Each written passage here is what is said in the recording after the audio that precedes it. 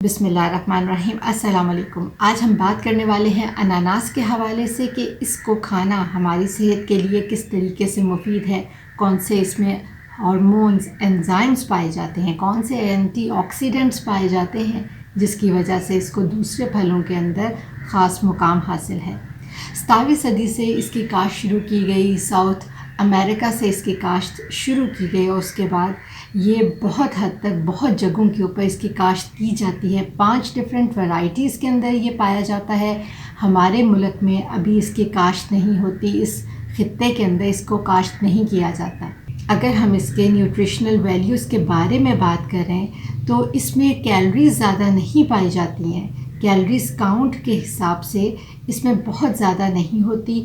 Fibre اس میں زیادہ نہیں ہوتا۔ اکثر اوقات میں آپ کو یہی ہر ویڈیو میں کہتی نظر آتی ہوں کہ کوئی بھی پھل ہو تو اس میں کتنا زیادہ فائبر، کتنے پرسنٹیج فائبر ہے جو کانسٹیپیشن کے لیے مفید ہوتا ہے۔ تو اناناس کے حوالے سے اگر بات کی جائے تو اس کے اندر زیادہ فائبر نہیں ہوتا، پروٹین نہیں ہوتی، فیٹس نہیں ہوتے، لیکن اس کے علاوہ اس میں بہت ڈھیر سارے منرلز اور وائٹامنز ہوتے ہیں۔ اگر میں چند ایک کا بھی ذکر کروں تو اس میں وائٹامن سی آتا ہے، آئرن آ جاتا ہے، اس کے علاوہ اس میں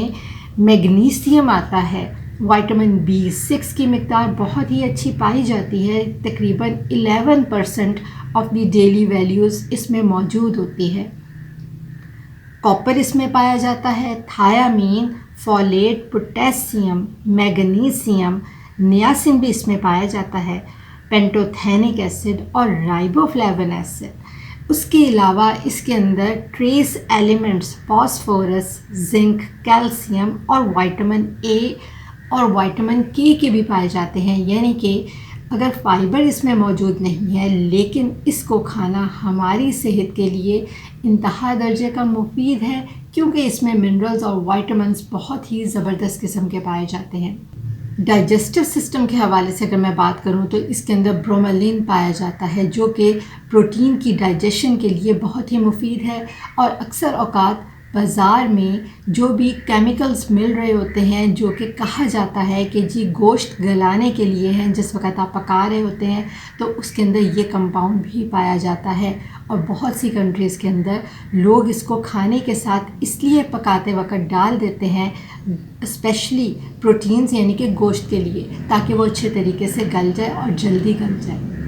اس کے اندر جو موجود ہے نا انزائمز، یہ پروٹینز کی بریک ڈاؤن کرتے ہیں، یہ ڈائجسٹو انزائم جس کا بروملین میں نے بھی ذکر کیا ہے۔ نیکسٹ اگر میں بات کروں اینٹی آکسیڈنٹس کے حوالے سے تو اس کے اندر فینول اور فلیوینوائڈس پائے جاتے ہیں، اور ہمیں معلوم ہے کہ اینٹی آکسیڈنٹس ہمیں باڈی کو جو انوائرمنٹ کی آکسیڈیٹیو اسٹریس ہوتے ہیں اس سے بچا کے رکھتے ہیں، ہمارے ایجنگ پروسیس کو سلو ڈاؤن کرتے ہیں، فری ریڈیکل انجری سے ہمیں بچاتے ہیں۔ یعنی کہ سن برن میں جب ہم باہر نکلتے ہیں تو وہاں پہ فری ریڈیکلز ہوتے ہیں ہماری باڈی کے اندر، جو کہ باہر اور ریڈیکلز کے ساتھ مل کر ہماری باڈی کو ڈیمیج کر رہے ہوتے ہیں۔ اس کو روکنا بہت ہی ضروری ہوتا ہے، اور ایجنگ پروسیس کو بھی سلو ڈاؤن کرنا اس پروسیس کو روک کے بہت ضروری ہوتا ہے۔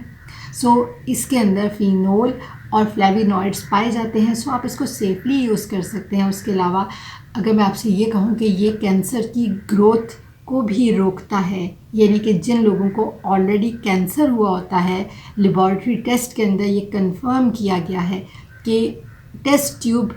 انالیسس کر کے دیکھا گیا کہ بریسٹ کینسر جن لوگوں کو تھا اس کے اندر اس کے جتنے بھی سیلز تھے اس کو سپریس کیا گیا اناناس کی موجودگی، یعنی کہ یہ کنفرمڈ ہے ٹیسٹ ٹیوب کے اندر۔ ابھی ہیومن باڈیز کے اوپر اس کی ریسرچ کی جا رہی ہے، اور فردر کوئی بھی اگر ریسرچ اویلیبل ہوئی تو انشاءاللہ ہم اس پلیٹ فارم سے آپ تک ضرور پہنچائیں گے۔ اور اگر اس کے بینیفٹس کی بات کی جائے تو یہ ہماری امیونٹی سسٹم کو بہتر کرتا ہے، جیسے ڈائجیشن کے بارے میں نے آپ کو بتایا ہے۔ اسکن کی ایکسفولیشن میں یہ بہت امپورٹنٹ ہے، اور یہ اسٹیمولیٹ کرتا ہے ہیئر گروتھ کو۔ آپ اس کو بڑا ایزیلی اپنی ڈائٹ میں کنزیوم کر سکتے ہیں۔ آرتھرائٹس کے مریض یعنی کہ جن لوگوں کو جوڑوں کی تکلیف ہو وہ اس کو استعمال کر سکتے ہیں، کیونکہ کرونک انفلیمیشن کو بھی یہ سیٹل ڈاؤن کرنے میں ہیلپ کرتا ہے۔ جن لوگوں کو دردیں ہوتی ہیں، جوڑوں کی دردیں، اس میں اس کا استعمال کیا جا سکتا ہے، یعنی کہ ہر طریقے سے اس کا کوئی نہ کوئی قدرت نے اپنا ایک بینیفٹ رکھا ہے جو ہمیں مل سکتا ہے۔ اس کے ڈفرینٹ اجزاء، ڈفرینٹ کمپاؤنڈز اور ڈفرینٹ منرلز اور وائٹامنس کی موجودگی کی وجہ سے یہ ہماری صحت کے لیے انتہا درجے کا مفید ہے اور آپ اس کو سیفلی کنزیوم کر سکتے ہیں۔ اسکن کے حوالے سے میں چند اور بھی پوائنٹس کو ایڈ کرنا چاہوں گی کہ یہ بلڈ ویسلز کی فارمیشن کرتا ہے، اس کے علاوہ بلڈ فلو کو بہتر کرتا ہے، ہماری اسکن کے اندر جو سرکولیشن ہے اس کو بڑھاتا ہے، یعنی کہ جب بلڈ فلو بہتر ہوگا تو آبویسلی سرکولیشن بہتر ہوگی، سرکولیشن بہتر ہوگی تو جتنے بھی آکسیجن کے تھرو، بلڈ کے تھرو ہمیں منرلز اور وائٹامن اسکن کی بہتری کے لیے ضروری ہوتے ہیں وہ بھی بروقت اور صحیح ٹائم پہ ملتے رہیں گے، یعنی کہ ہماری اسکن بھی ہیلدی رہے گی۔ ہم کوئی بھی پھل کھائیں تو ہمارے ذہن میں ہوتا ہے کہ جی یہ ڈفرینٹ جینڈرز کے لیے کیسے ریئیکٹ کرتی ہے، یعنی کہ میلز کے لیے کیسا ریئیکٹ کرتا ہے اور فیمیلز کے لیے، کیا دونوں جینڈر میں اس کو کھانا مفید ہے؟ تو اگر میں فیمیلز کے حوالے سے بات کروں تو آپ اس کو سیفلی کنزیوم کر سکتے ہیں، اپنی ڈائٹ کا حصہ بنا سکتے ہیں، جیسے کہ میں نے آپ کو پہلے بھی بتایا ہے اور دوبارہ سے بتا رہی ہوں کہ یہ بریسٹ کینسر کی پروگریشن کو کم کرتا ہے، اس کے علاوہ امپروو کرتا ہے بون ہیلتھ کو، اور جن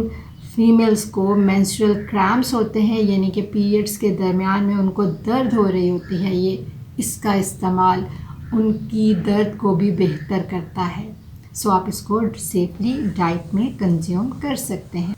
نیکسٹ اگر میں بات کروں مردوں کے حوالے سے تو اس کا استعمال ان میں ٹیسٹوسٹیرون کی پروڈکشن کو ٹریگر کرتا ہے، یعنی کہ ٹیسٹوسٹیرون کو بڑھاتا ہے، میل ہارمونز میں اضافہ کرتا ہے۔ اس کے علاوہ سپرم کی کوالٹی کے اوپر بھی دیکھا گیا کہ نہ صرف کوالٹی بلکہ کوانٹٹی بھی امپروو ہوتی ہے۔ سو آپ اپنی ڈائٹ میں اس کا استعمال کر سکتے ہیں۔ نیکسٹ ہم ذکر کریں گے شوگر کے مریضوں کے لیے، آیا شوگر میں کھانا اس کو ٹھیک ہے یا نہیں؟ ٹھیک، آپ اس کو کھا سکتے ہیں لیکن ان ماڈریشن، یہ نہ ہو کہ آپ اس کو ڈیلی کنزیوم کرنا شروع کر دیں اور ہر کھانے کے ساتھ اس کا استعمال کرنا شروع کر دیں۔ اس طرح سے شوگر کے مریضوں کی شوگر کنٹرول کرنے میں مسئلہ ہو سکتا ہے۔ آپ کبھی کبھی کھا سکتے ہیں، جب بھی موسم آئے آپ 1-2 مرتبہ اس کو اپنی ڈائٹ میں لے کے اپنا اس کا فائدہ بھی اٹھا سکتے ہیں، ہیلتھ بینیفٹ سے جتنے بھی اس میں وائٹامنز اور منرلز ہیں، اس کے علاوہ اس کے ذائقے کو بھی انجوائے کر سکتے ہیں۔ لیکن اگین میں آپ کو یہی کہوں گی کہ آپ نے ماڈریشن کے اندر لینا ہے، بہت ہی کم کوانٹٹی کے اندر اس کو ڈائٹ کا حصہ بنانا ہے، اور ایک اور آپ کو احتیاط کرنی ہے کہ اس میں جیسے میں نے آپ کو پہلے بتایا ہے کہ فائبر کانٹینٹ بہت کم ہوتا ہے، اس لیے جب بھی آپ لوگوں نے اس کو کھانا ہے کوشش کرنی ہے کہ ساتھ میں کوئی اور پھل فروٹ یا کوئی اور کھانا کھائیں جس سے آپ کو فائبر کی کوانٹٹی بھی ملتی رہے۔ اس طریقے سے فائبر کی جو کمی ہے اس اناناس میں پائی جاتی ہے وہ کسی اور کھانے سے آپ کو پوری ہو جائے گی اور آپ کو کانسٹیپیشن کا مسئلہ بھی نہیں ہوگا۔ انشاءاللہ امید کرتے ہیں کہ اگلی ویڈیو میں آپ کو اور بہت سی چیزوں کے ہیلتھ بینیفٹس کے بارے میں انفارمیشن دوں گی، بہت سی بیماریوں کے بارے میں بتاؤں گی، اور یہ بھی امید کرتی ہوں کہ آج کی ویڈیو بھی آپ کو اچھی لگی ہوگی، اور اگر اچھی لگی ہو تو کائنڈلی اس کو شیئر ضرور کیجیے گا، ہمارے اس پلیٹ فارم کو سبسکرائب ضرور کیجیے گا، اور اپنے کمنٹ سیکشن میں ضرور بتائیے گا کہ آپ نیکسٹ کون سے ٹاپک کے اوپر ہم سے ویڈیو چاہتے ہیں۔ تب تک کے لیے انشاءاللہ پھر ملتے ہیں اگلی ویڈیو میں، اللہ نگہبان۔